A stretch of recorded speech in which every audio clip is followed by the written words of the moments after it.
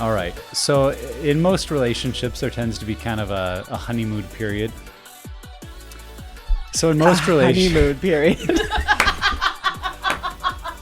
You should have done it like that. That would have been so funny. do you want to record an episode today, or are we actually have to be able to get in? I know. I just don't. There was this Terrified of what was moment gonna happen. where in my hypervigilance, I had looked at some of his work. And I just want to say, ladies, if you are listening, I do not recommend looking at your husband's workbook. He's in process, and that process needs to take place as you are processing your own thing. You will damage your marriage, and you will wholeheartedly damage your own heart if you're looking at your husband's homework.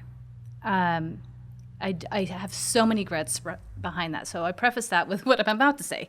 But there was this moment where I had read something, and I was so angry. I wanted him to feel something that I called him into the room, and this is so manipulative of me. I called him, Dan, yes, and he walks into the room, and I think I may have been bringing you a cup of coffee maybe, that I prepared maybe. for you. Right. just maybe. Right. All good And acts of service. I Start had with a my cup of coffee. the book was open, and I had my wedding ring placed in it, and I was communicating to him that, plenty of things in that moment, and he did nothing. He stood there, blank-faced, no emotion, and this is where I start to get in touch with my anger. I'm like, I'm telling you, I'm leaving. And you're not fighting for it. You're not feeling anything. You're not doing anything in this moment. And so going back to what I said in the beginning, being willing to consider that his pain was just as legitimate as mine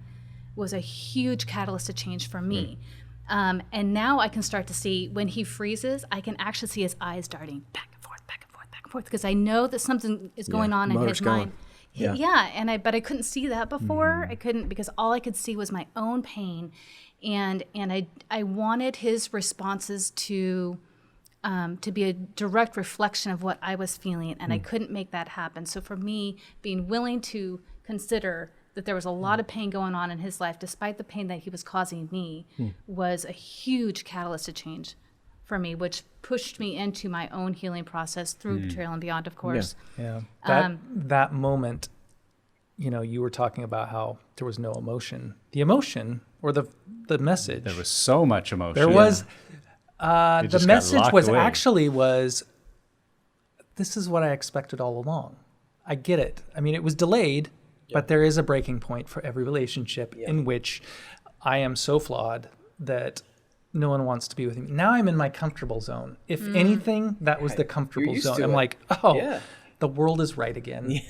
Yeah. Dan is So big sad. enough. Well, and again, I just want to point out that what you guys are describing, I think, is so common in relationships, that the one who's been hurt can feel like, I'm the only one who has a right to feel hurt. It's all about my needs and emotions now because of what you've done to me.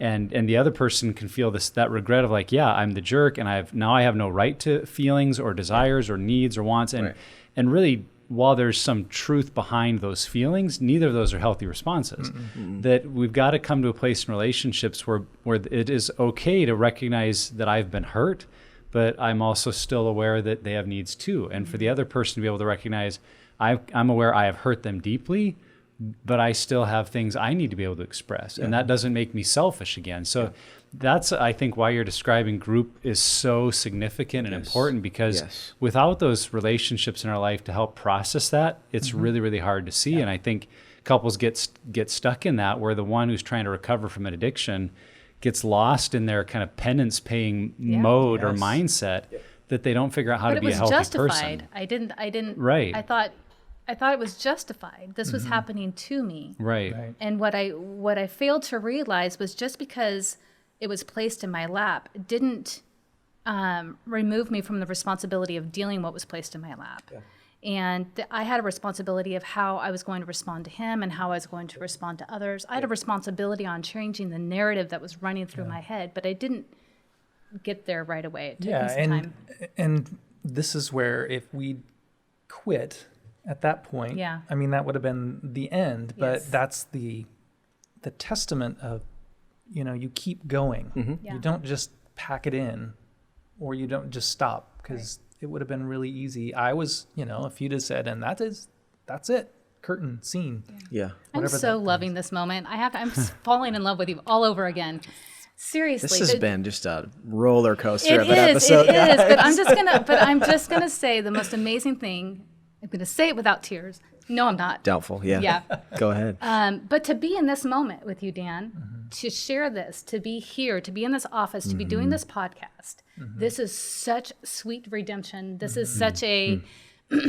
I know we tried to never do the whole "we made a baby" kind of moment, but I'm having one of those moments right now, doing this with you because you're right. This is what sticking with it looks like. This is what sticking with it can produce with the help of God. And so we did it. So good.